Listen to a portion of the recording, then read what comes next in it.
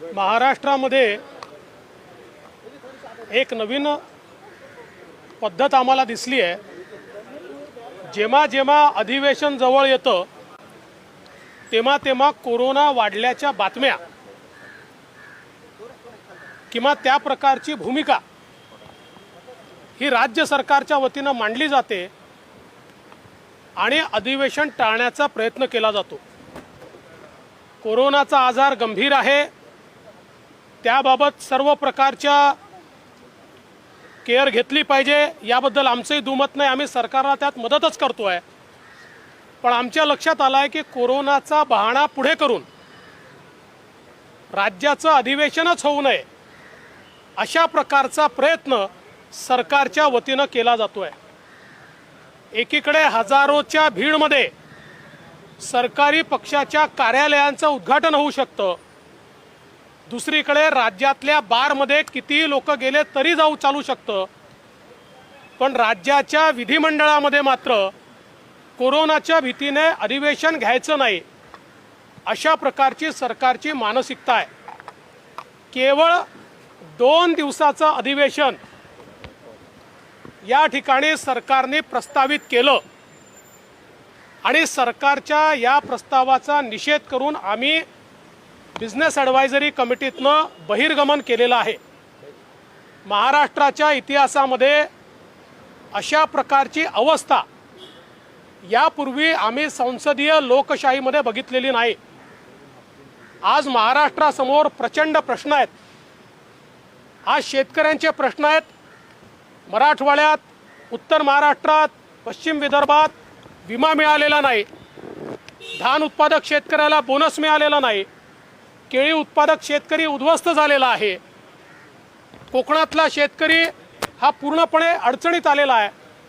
पण त्या संदर्भात चर्चा करण्याकरता विधानसभेला वेळ नाही।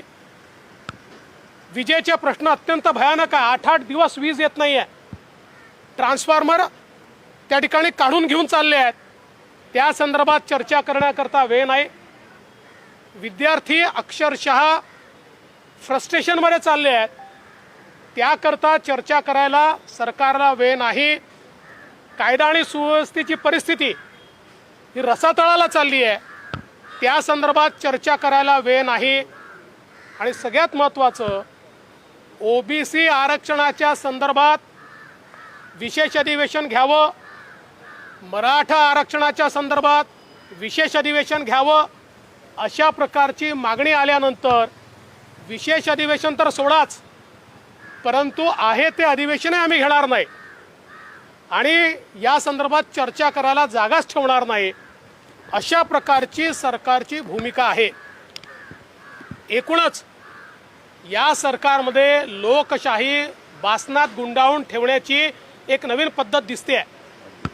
अध्यक्षाच्या निवडणुकीच्या संदर्भात आम्ही सातत्याने आग्रह धरला, आज त्या ठिकाणी नियम देखील वाचून दाखवला, ज्या नियमात स्पष्ट म्हटलं आहे अध्यक्षाचं पद रिकामं झाल्याबरोबर गव्हर्नर साहेब पत्र देतील आणि त्यानुसार ती निवडणूक घ्यावी लागेल। मागच्या अधिवेशनाच्या आधीच गव्हर्नर साहेबांनी या ठिकाणी पत्र दिलेलं आहे, परंतु अद्यापही अध्यक्षाची निवडणूक घेण्यात आलेली नाही। संसदीय लोकशाहीमध्ये ही अतिशय गंभीर अशा प्रकारची बाब आहे। कुठेतरी संविधानाने तयार केलेले नियम हे पाळायचेच नाहीत अशा प्रकारची सरकारची अवस्था या ठिकाणी दिसते आहे। 2 दिवसाचं अधिवेशन म्हणजे अक्षरशः सामान्य माणसाच्या जखमेवर मीठ चोळणं आहे।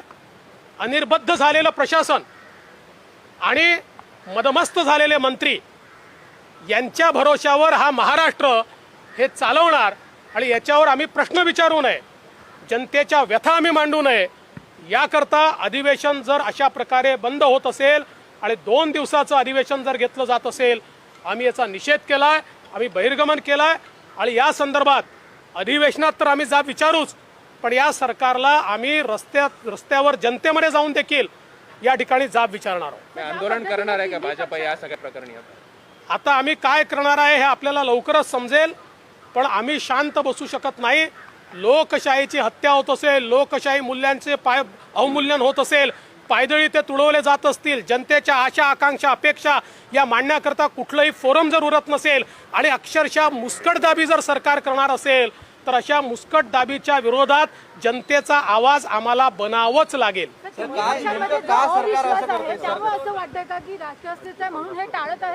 ते 3 पक्षामध्ये विसंवाद आहे, 3 पक्षामध्ये एकमेकाबद्दल विश्वास नाही, हे तर सगळं स्पष्टच आहे. पण तुमच्या 3 पक्षांच्या भानगडीत जनतेला का खड्ड्यात टाकता? हे जनतेला खड्ड्यात टाकण्यासारखं आहे.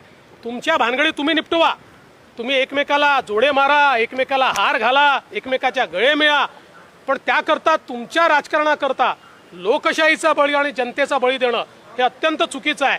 आणि या ठिकाणी या सरकारच्या नाकर्तेपणामुळे ओबीसींचं आरक्षण गेलं, या सरकारच्या नाकर्तेपणामुळे सर्वोच्च न्यायालयामध्ये आपल्याला मराठा आरक्षणात हार स्वीकारावी लागली. पूर्णपणे 100% हे सरकार जबाबदार आहे. पण या सरकारचे मंत्री हे स्वतःच मोर्चे काढतात, या सरकारचे मंत्री ज्यांना निर्णय घेण्याचे अधिकार आहेत ते मोर्चे काढतायत आणि कोर्टामध्ये मात्र बाजू मांडत नाही. अशा प्रकारची परिस्थिती आहे. त्यामुळे सरकार आहे की या ठिकाणी तमाशा आहे, अशा प्रकारची परिस्थिती आज जनतेला पाहायला मिळते.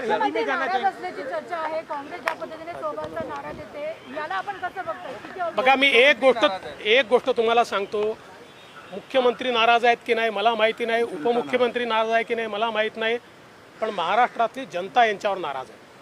आणि एक गोष्ट आपण लक्षात घ्या, ही सगळी 3 पक्षाची नौटंकी आहे. हे जे सांगितलं जातं ही सगळी नौटंकी आहे. आता काँग्रेसने किती भूमिका घेतली की मागासवर्गीयांच्या पदोन्नतीच्या आरक्षणाच्या संदर्भात आमची ताठर भूमिका झाला, त्या ठिकाणी पदोन्नती होऊन गेल्या, तो GRही बदलून गेला, यांनी केल्या ना आपल्या तलवारी म्यान, बसले चूप. कारण शेवटी सत्तेचा मलिदा खायचा आहे. त्यामुळे हे किती भांडत असले तरी सत्तेचा मलिदा खाण्याकरता हे सगळे एकत्रित आहेत. हे केवळ दाखवण्याकरता भांडतात, ही दाखवण्याची नौटंकी आहे. हे केवळ लोकांपुढे जे मुख्य इश्यूज आहेत त्यापासून लोकांचं लक्ष डायव्हर्ट झालं पाहिजे याकरता डायव्हर्शनरी टॅक्टिक्स आहेत, याशिवाय काही नाही. सत्तेचा मलिदा खाण्याकरता हे सगळे एकत्रित आहेत. आणि काँग्रेस किंवा राष्ट्रवादी काँग्रेस किंवा शिवसेना जे काही या ठिकाणी भूमिका मांडते आहे त्या काही भूमिका असल्या तरी आतून हे सगळे एक आहेत. प्रताप सरनाईकांनी जे पत्र लिहिलं आहे त्या पत्राबद्दल तुमची काय भूमिका आहे? आमची भूमिका मी मांडलेली आहे, तो त्यांचा अंतर्गत प्रश्न आहे, तो त्यांनी आणि त्यांच्या पक्षप्रमुखांनी बघावा आणि त्याच्यावर जे काही त्यांच्या भावना असतील त्यांनी तो निर्णय करावा. आमची त्याच्या संदर्भात कुठलीही भूमिका नाही. सर, हिंदी में जाना चाहते सर, आज आपने क्यों बहिष्कार किया सर?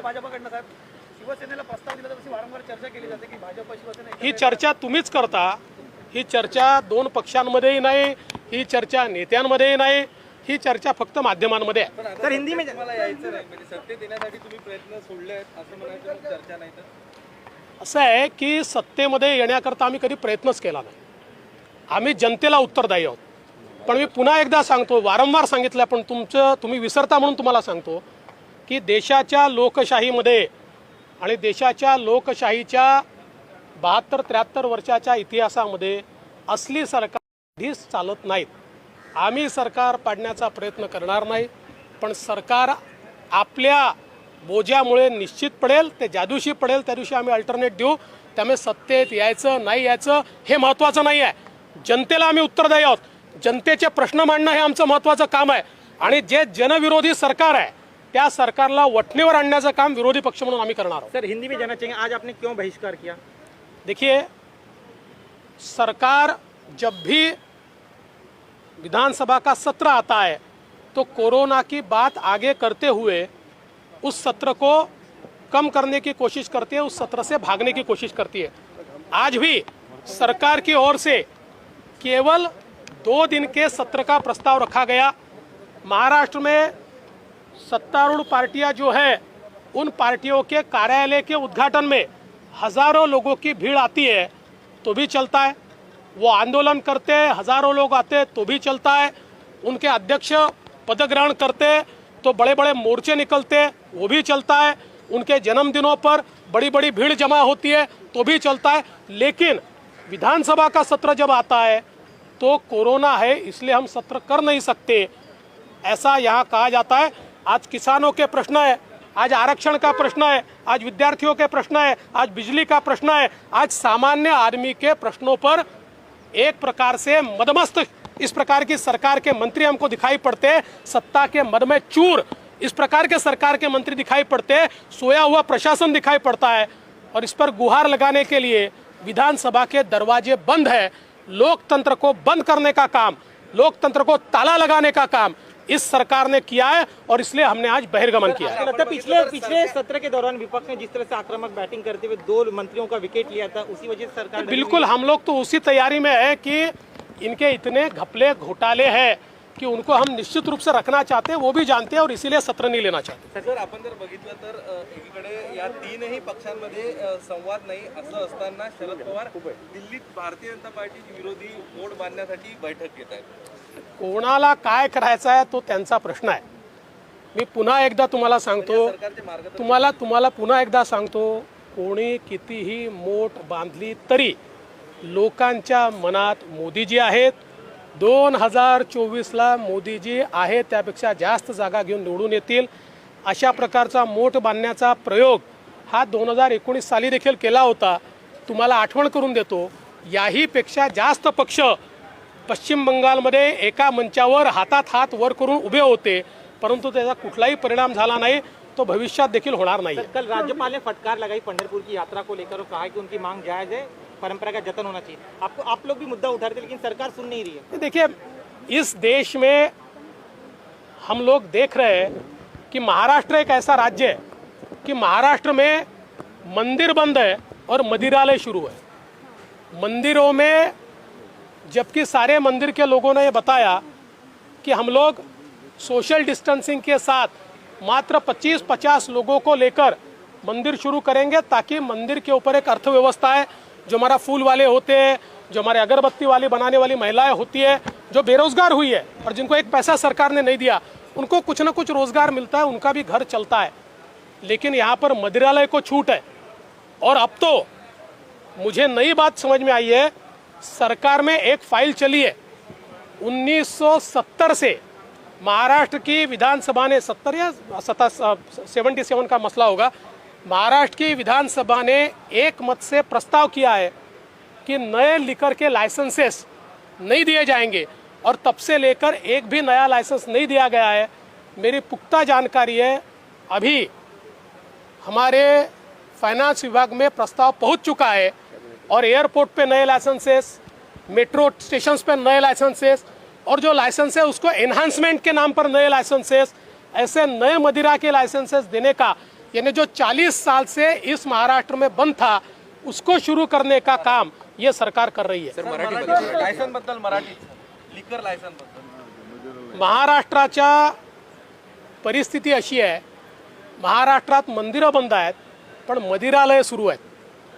आणि मंदिरं सुरू करा हे आम्ही ज्यावेळेस म्हणालो होतो ते याकरता नाही, आमचा देव कुठेही आहे, आम्ही घरी देखील देवाला नमन करू शकतो, परंतु आज मंदिराच्या आधारावर फूलवाल्यांचं, अगरबत्ती बनवण्यावाल्यांचं, प्रसाद बनवण्यावाल्यांची अर्थव्यवस्था आहे। आज सगळे महिला बचत गट अगरबत्ती बनवणारे शांत बसल्यात, चूप बसल्यात, रोजगारहीन आहेत। पण सरकारने मदिरालयाला अधिक प्रिफरन्स त्या ठिकाणी दिला। आणि त्याहीपेक्षा महत्त्वाचं, माझ्याकडे या ठिकाणी पूर्णपणे आत्ता इन्फॉर्मेशन आहे की महाराष्ट्राच्या अर्थ विभागात फाईल पोचलेली आहे। 70च्या दशकामध्ये विधानसभेने एकमताने ठराव करून महाराष्ट्रामध्ये दारूचे नवीन लायसन्सेस द्यायचे नाहीत असा निर्णय केला, जो काल परवापर्यंत निर्णय कायम होता। सरकार आली गेली, कुठल्याही सरकारने तो निर्णय बदलला नाही। मात्र आता नवीन लायसन्सेस द्यायचे, एअरपोर्टवर द्यायचे, मेट्रो स्टेशनवर द्यायचे किंवा रेल्वे स्टेशनवर द्यायचे, किंवा जे लायसन्सेस आहेत ते बायफर्केट करायचे, त्याला अधिकचे लायसन्सेस द्यायचे, अशा वेगवेगळ्या नावाखाली नवीन दारूचे लायसन्सेस देण्याचा घाट हे राज्य सरकार घालताय। याचा आम्ही विरोध करणार आहोत। आणि या ठिकाणी एकीकडे चंद्रपूरची दारूबंदी हटवली आणि आता गडचिरोलीची ही दारूबंदी हटवण्याचा प्रयत्न आहे, म्हणजे अक्षरशः नक्षलवाद्यांना मोकळं रान करणं आहे आणि आम्ही त्याचाही विरोध करणार आहोत।